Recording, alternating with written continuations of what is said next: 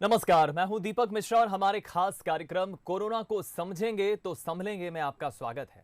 बालाघाट ये वो जिला है जिस पर कोरोना वायरस के फैलने का सबसे ज्यादा खतरा था और वजह है कि बालाघाट महाराष्ट्र और छत्तीसगढ़ राज्य की सीमा से लगा है और महाराष्ट्र में कोरोना ने किस तरह से कहर बरपाया था ये किसी से छिपा नहीं है। इसलिए बालाघाट जिला पर कोरोना का साया मंडरा रहा था, लेकिन सरकार प्रशासन के साथ जनता ने सजगता दिखाते हुए न सिर्फ बालाघाट इलाके में कोरोना को काबू में किया बल्कि गांव तक कोरोना ना फैले इसके लिए भी इंतजाम किए।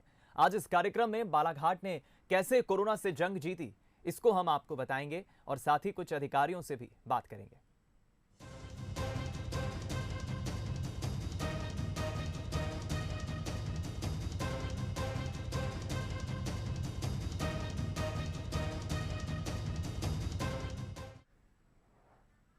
प्रदेश भर के साथ ही अब बालाघाट में भी कोरोना के केस कम होने लगे हैं। पॉजिटिविटी रेट में भी गिरावट दर्ज हो रही है और जल्द ही बालाघाट भी कोरोना से जंग जीत लेगा।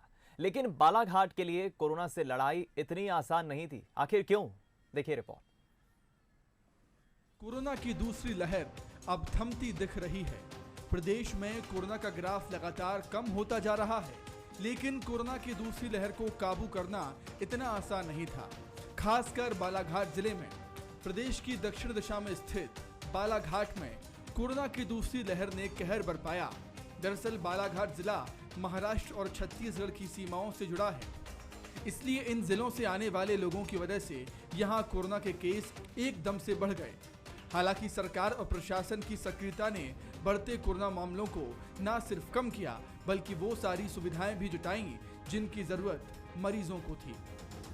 आखिर कैसे बालाघाट ने कोरोना से जंग जीती, इन आंकड़ों से समझिए। जिले में मार्च में कम केस थे, लेकिन 10 अप्रैल के बाद से केस लगातार बढ़ने लगे। पॉजिटिविटी रेट भी 30 से 35% हो गया। केस की संख्या भी 160 से 180 तक जा पहुंची थी। लेकिन कोरोना कर्फ्यू और कोविड नियमों का पालन करने से कोरोना के मामलों में कमी आई और बीते 7 दिन की बात करें तो पॉजिटिविटी रेट 4.8 पर पहुंच चुका है।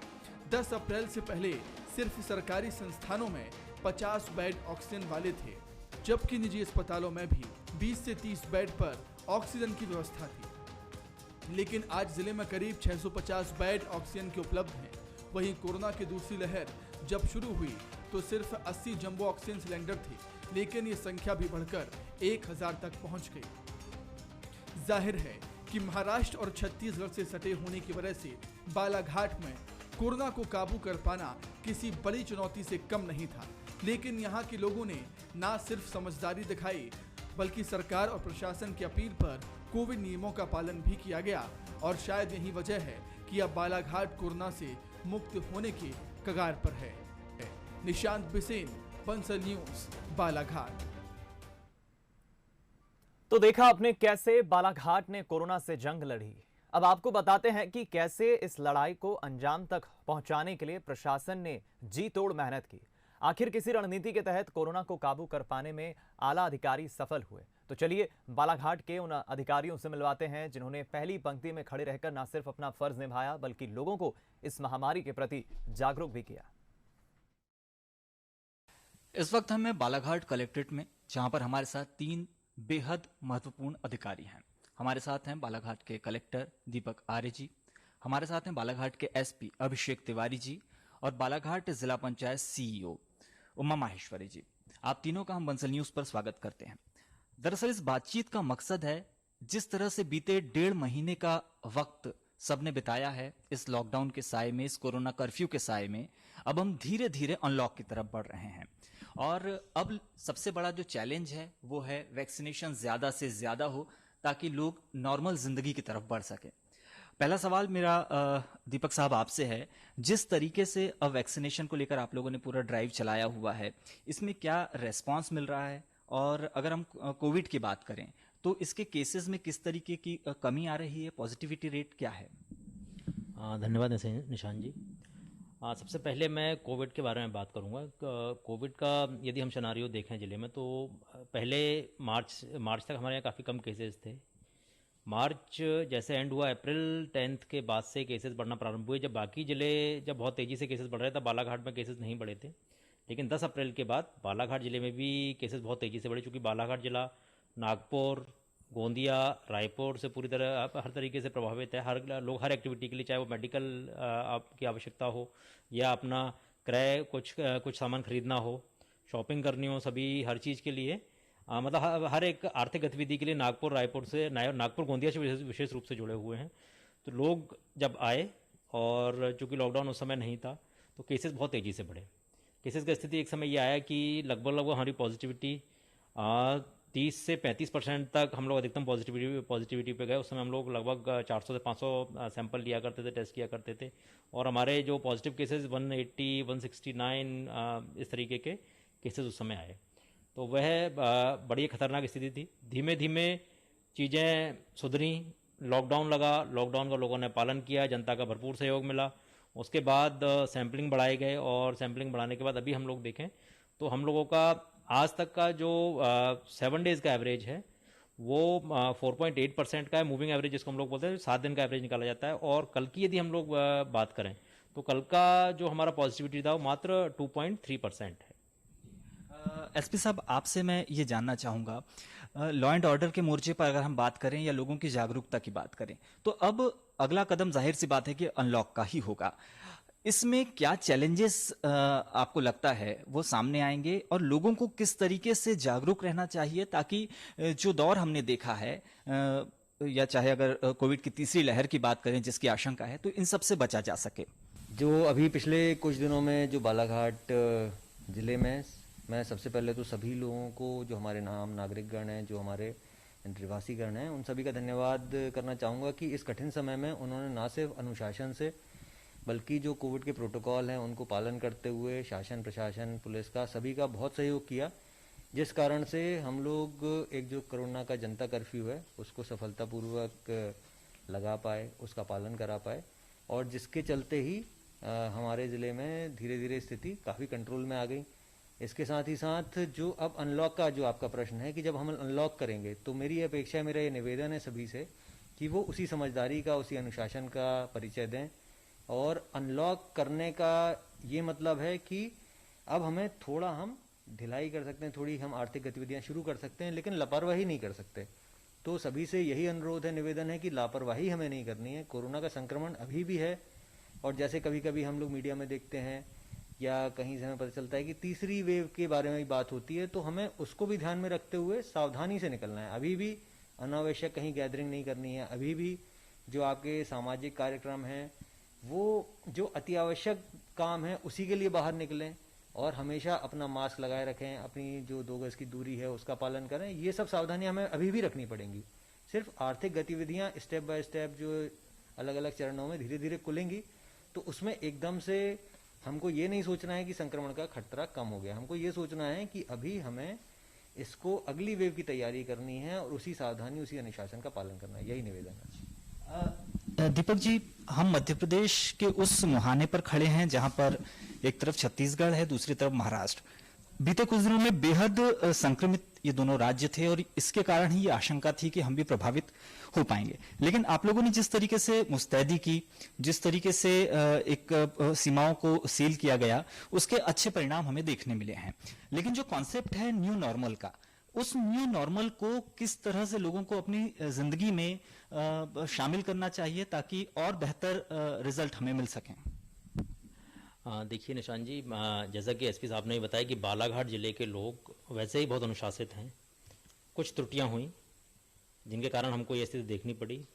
अब चूंकि हम लोग एक कठिन दौर से गुजर चुके हैं, तो मुझे बालाघाट की जनता पर विश्वास है। दूसरा, मैं इसके साथ मैं अपील भी करना चाहूँगा कि कुछ चीज़ों पे हम लोगों को नियंत्रण आज भी रखना पड़ेगा। कोई भी भीड़भाड़ वाले आयोजन, वैवाहिक आयोजन ना करें। विवाह की मनाही नहीं है। आप घर में रह करके, आपके घर के 5 से 10 लोग यदि विवाह करते हैं तो उसमें कोई समस्या नहीं है, लेकिन वैवाहिक आयोजन जो होते हैं उनसे हमको दूर रहना पड़ेगा। जो ग्रामीण क्षेत्रों में एक चीज़ अक्सर होती है, अब हर जगह होता है कि भाई किसी की मृत्यु होती है तो लोग काफ़ी मात्रा में इकट्ठे होते हैं। मेरा सभी से निवेदन है कि ये बात बिल्कुल सही है कि दुख में जाना बहुत आवश्यक है, लेकिन चूंकि अपने को समाज को भी बचाना है तो कृपया इन सब से दूरी बनाए रखें। दूसरा, हमारे कई सारे आयोजन जो हुए, कुछ भागवत कथाएं हुई और कुछ अन्य आयोजन हुए, कुछ हमारे जो बाजार होते थे उनमें भीड़ एकत्रित हुई। तो इस बार हमारा अनुरोध ये है कि धार्मिक आयोजन हम लोग बिल्कुल करेंगे, लेकिन अपने घर में रह करके करेंगे। और जैसे ही अच्छा मौका आएगा, जब सब लोग वैक्सीनेटेड हो जाएंगे और अच्छा समय आएगा, तो फिर से बड़े बड़े आयोजन किए जाएंगे। तब तक के लिए मेरा अनुरोध ग्रामीण जनता से, शहर की जनता से यही है कि कृपया जो कोविड अप्रोप्रिएट बिहेवियर है उसका पालन आप लोग करें। मार्केट में भी जब आप जाते हैं तब उसका पालन करें, मास्क लगाएं, सोशल डिस्टेंसिंग बनाए रखें। और मेरा विशेष अनुरोध व्यापारी वर्ग से है कि आपके हित के लिए शासन धीमे धीमे ओपन करेगा, लेकिन उसके साथ आपसे रिक्वेस्ट ये रहेगा कि एक तो सबसे पहले स्वयं व्यापारी, उनका परिवार अपना टीकाकरण करवाएं। दूसरा, ग्राहकों को समझाइश दें, और जब भी ग्राहक आता है तो उसको मास्क का, सोशल डिस्टेंसिंग का और जो कोविड अप्रोप्रिएट बिहेवियर जो है, सैनिटाइजर का उपयोग करना, उन सब की जानकारी अवश्य दें और उन सब का पालन अवश्य करवाएं। ये आप सबके लिए, हम सबके लिए, और वो जो ग्राहक क्रेता है आपका, उसके लिए भी और आपके लिए, सभी के लिए है। हमारे साथ जिला पंचायत की सीईओ उमा माहेश्वरी जी भी हैं। मैडम, ये दौर एक वर्ग के लिए बहुत चुनौतीपूर्ण इस तरीके से रहा है कि उसके सामने रोजी रोटी का संकट था, लेकिन सरकार की ये कोशिश रही है कि उन लोगों के चूल्हे जलते रहें। तो चाहे जिला पंचायत के माध्यम से हो, चाहे अन्य तरीकों से हो, गांव में किस तरह से आगे का पूरा प्रोग्राम तैयार किया जाएगा ताकि लोग एक वापस खुशहाल जिंदगी की तरफ लौट सकें? बिल्कुल, अभी लॉकडाउन के दौरान भी और ये लॉकडाउन के बाद भी हमारा प्रयास हमेशा यही रहा कि जो गरीब मजदूर हैं और हमारे ग्रामीण के लोग हैं, उनकी जो आजीविका है वो बिल्कुल प्रभावित ना हो। तो आज भी हम देखा जाएंगे कि बालाघाट जिले में, पूरे प्रदेश में बालाघाट जिला जो मजदूरी को एंगेज करने में सबसे टॉप में रहा है। तो आज की पर्टिकुलर डे में देखा जाए कि आज 1,30,000 मजदूरों को हमने रोजगार दिया है। तो इस तरह हमेशा हम आगे भी हमारा यही प्लान रहेगी कि ये मनरेगा के द्वारा तो जिनको जितने लोगों को मजदूरी चाहिए, स्पेशली जो बाहर से आए प्रवासी श्रमिक, तो उनको भी, और अपने जिले में जितने भी लोग हैं, तो उनको लगातार नए नए काम बहुत ज्यादा से ज्यादा खुलेंगे और उनको रोजगार दिया जाएगा। अगर हम रूरल इलाकों की बात करें तो मजदूरों के सामने लिटरेसी एक बड़ा इश्यू है, वैक्सीनेशन को लेकर वो उतने अवेयर नहीं हैं, सोशल डिस्टेंसिंग और मास्क जैसी बातें भी उन लोगों के लिए थोड़ी अचरज भरी होती हैं। तो ये नहीं लगता थोड़ा मुश्किल भरा होगा इस बीच में उन लोगों के लिए, अगर जो भी योजनाएं लाई जाएं, या तो ये अवेयरनेस क्रिएट करना भी एक काम होगा? एक्चुअली अवेयरनेस क्रिएशन एक होना चाहिए, लेकिन जो हमारा अनुभव है फील्ड में लोग बहुत ज़्यादा सतर्क हैं, जो अपना मनरेगा सहित जितने भी काम कर रहे हैं और रूरल डेवलपमेंट डिपार्टमेंट के जितने भी काम चल रहे हैं, तो वहाँ पे साइट्स में देखा जाए वो लोग खुद अवेयर हैं, खुद प्रोटोकॉल फॉलो अप कर रहे हैं, उनको खुद को मालूम है कि अपन दूरी बना के रखना है। और एक और इन्फॉर्मेशन ये भी है कि मनरेगा के अंतर्गत जितने भी लेबर्स काम कर रहे हैं उनको निशुल्क जो है मास्क बटा गया है एसएचजी के द्वारा, और प्रदेश में सबसे ज्यादा मास्क जो है बालाघाट जिले में बटा है, लगभग 2.5 लाख मास्क इस एक महीने में बटा है। तो मास्क लगा रहे हैं और सैनिटाइजर्स और हैंड वॉश रखने के लिए उनको निर्देश दिया गया है और दूरी बना के काम करें। तो इस तरह के आज भी काम चल रहा है और अपना पॉजिटिविटी रेट्स कम चल रहा है और केसेस बहुत तेजी से कम होते जा रहे हैं। तो इससे ये पुष्टि हो रहा है कि लोगों को मजदूरी देने से और जो जितने भी ग्रामीण विकास विभाग के काम चल रहे हैं, इससे जो है कोई केसेस अपना प्रभावित नहीं हो रहा है, बढ़ नहीं रहा है। सर, हमने जैसे बात की कि कोविड की तीसरी लहर की आशंका, ये जब दूसरी वेव आई तो किसी को भी नहीं इसका इल्म था कि इसकी इंटेंसिटी इतनी ज्यादा होगी या इतने बड़े वर्ग को ये प्रभावित करेगी। आगे को लेकर किस तरीके की तैयारियां होंगी ताकि फिर ऐसी सिचुएशंस ना बने कि बेड की दिक्कत है या फिर किसी और तरीके की तकलीफ है और लोगों को बेहतर इलाज मिल सके? देखिए, मैं पहले आपको अवगत कराना चाहूँगा कि पिछले 1.5 महीनों में क्या क्या हम लोगों ने जिले में किया है। पिछले जैसे अप्रैल 10 की बात थी, तो उस दिन यदि हम लोग देखते हैं तो हमारे पास पूरे जिले में मात्र जिला सरकारी संस्थाओं में देखें तो 50 बिस्तर थे जिनमें ऑक्सीजन की व्यवस्था थी, और उनमें 50 में से मात्र 50 ऐसे थे जो सेंट्रल लाइन पे थे और 20, 25, 30 लोगों को हम लोग ऑक्सीजन दे पाते थे डायरेक्टली स्टैंड अलोन सिलेंडर लगा करके। प्राइवेट में भी लगभग 20 से 30 बेडों पर ऑक्सीजन की व्यवस्था थी। धीमे धीमे जब ये शुरू हुआ कोविड का प्रकोप बढ़ा और जब बेड्स की आपाधापी हुई तो बड़ी तेजी के साथ जिले ने एक्सपांसन किया। मतलब बालाघाट मुख्यालय के साथ साथ लांजी, वारासिवनी, बैयर, इन सब जगहों पर ऑक्सीजन की व्यवस्था की गई। बहुत तेजी से ऑक्सीजन कॉन्सनट्रेटर हम लोगों ने खरीदे, जिस कारण से हम लोग लगभग आज इस स्थिति में है। और प्राइवेट संस्थाओं से लगातार मीटिंग लिया गया, प्राइवेट चिकित्सकों से बात करने के बाद उनको मोटिवेट किया गया और उन्होंने भी अपना अस्पताल खोले। तो लगभग आज की डेट में यदि हम लोग देखते हैं तो जिला मुख्यालय पर लगभग 350 बिस्तरीय व्यवस्था है जो कि ऑक्सीजन सपोर्टेड है। 150 हमारी पेरिफेरियल व्यवस्था है। तो लगभग कुल मिलाकर के 550 से 600 बेड्स ऐसे हैं और ऑक्सीजन कॉन्सेंट्रेटर मिलाकर के 600 बेड्स हमारे पास ऐसे होते हैं जिनमें कि हम लोग 10 लीटर फ्लो से ऑक्सीजन दे सकते हैं। ये इसके बाद लगभग 100 बेड्स की व्यवस्था, 111 बेड की व्यवस्था प्राइवेट सेक्टर ने करी। 15 बेड का आईसीयू हमारे पास जिला अस्पताल में और लगभग 30 बेड के आईसीयू की व्यवस्था प्राइवेट सेक्टर में है। तो इस प्रकार से बालाघाट जिले में बहुत तेजी से ये व्यवस्थाएं की गई। अब जो आगे की बात है, थर्ड वेव की बात की जा रही है, तो एक्सपांसन की बात हम लोग यहाँ तक कर रहे हैं। तो एक बड़ी समस्या हम लोगों के पास थी ऑक्सीजन का, चूंकि ऑक्सीजन का प्लांट बालाघाट जिले में नहीं था और ऑक्सीजन के लिए हमको दूसरे जिलों पर निर्भर होना पड़ता था। तो एक तो हम लोगों ने इस बार ये किया कि बहुत तेजी से ऑक्सीजन सिलेंडर्स बढ़ाए गए। जब शुरुआत हुई थी तो हमारे पास 80 सिलेंडर्स जिले में थे, डी टाइप सिलेंडर जिनको हम लोग बोलते हैं, जंबो। और आज की स्थिति में हमारे पास लगभग 700 सिलेंडर्स सरकारी व्यवस्था में है और लगभग 300 सिलेंडर्स डी टाइप प्राइवेट व्यवस्था में। बी टाइप को मैं नहीं काउंट कर रहा हूँ। तो लगभग 1000 ऑक्सीजन सिलेंडर्स की व्यवस्थाएं थी। एक अच्छा कार्य जो हम लोगों ने किया था वो किया था कि प्राइवेट और गवर्नमेंट को पूल किया था कि जब भी ऑक्सीजन का गाड़ी लोड होता था तो उसमें प्राइवेट वाले भी ऑक्सीजन सिलेंडर्स जाया करते थे और सरकारी वाले भी जाया करते थे और एक दूसरे की आवश्यकता की पूर्ति हम लोग किया करते थे। इससे ये हुआ कि ना तो प्राइवेट में कभी ऑक्सीजन की कमी आई बालाघाट जिले में, ना ही सरकारी में कभी आपने ऐसा नहीं देखा कि बालाघाट जिले में ऑक्सीजन के कारण कोई हादसा या दुर्घटना हुई हो। ये एक पुलिंग का एक प्रोसेस था जो कि पब्लिक प्राइवेट का बड़ा अच्छा सपोर्ट से हुआ।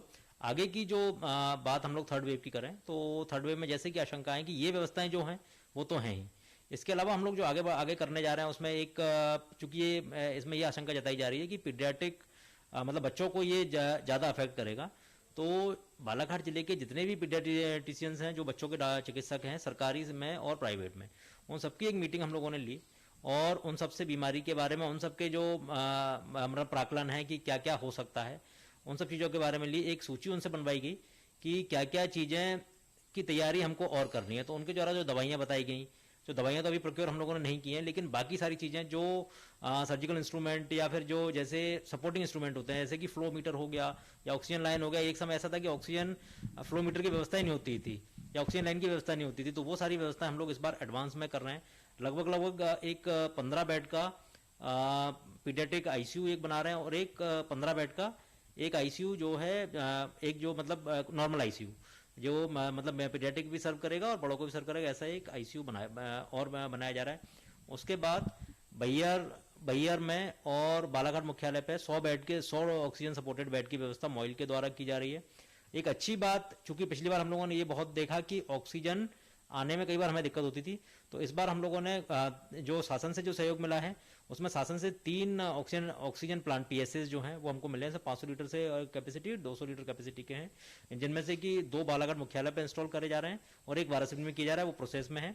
इसके अलावा हम लोगों ने अपने स्तर पर एससीएल से बात किया। एससीएल ने अपना जो उनका 50 हिंदुस्तान कॉपर लिमिटेड जो है मलाजखंड में वो 50 बिस्तरीय एक जो ऑक्सीजन कॉन्सेप्ट पीएसए है वो लोग लगा रहे हैं। उसके बाद विधायक निधि से किरनापुर में और लांजी में पीएसए स्थापित किए जा रहे हैं, बैयर में पीएसए स्थापित किया जा रहा है और साथ ही एक दानदाता हैं श्रीवास्तव जी, उनके द्वारा लांजी में एक और पीएसए स्थापित किया जा रहा है। इस प्रकार से पीएसए की व्यवस्था की जा रही है जिससे कि ऑक्सीजन की जो आपाधापी इस बार हुई अगली बार ना हो। आखिरी सवाल एसपी साहब मेरा आपसे है, चाहे पिछला लॉकडाउन रहा हो या ये वाला कोरोना कर्फ्यू, हमने देखा है कि पुलिस का एक मैदानी अमला जो है वो धूल के थपेड़े हों, चाहे धूप हो, चाहे दूसरा कोई मौसम हो, इन सब दुश्वारियों को झेलते हुए इस कोशिश में लगा रहता है कि आम आदमी सुरक्षित रहे। आपको क्या रिस्पांस इस दौरान मिला लोगों का? आपको क्या लगता है कि जितनी संजीदगी से ये अमला डटा होता है, लोगों का बिहेवियर वापस उसी तरह का होता है, वो उसी तरीके से उसको रिएक्ट करते हैं?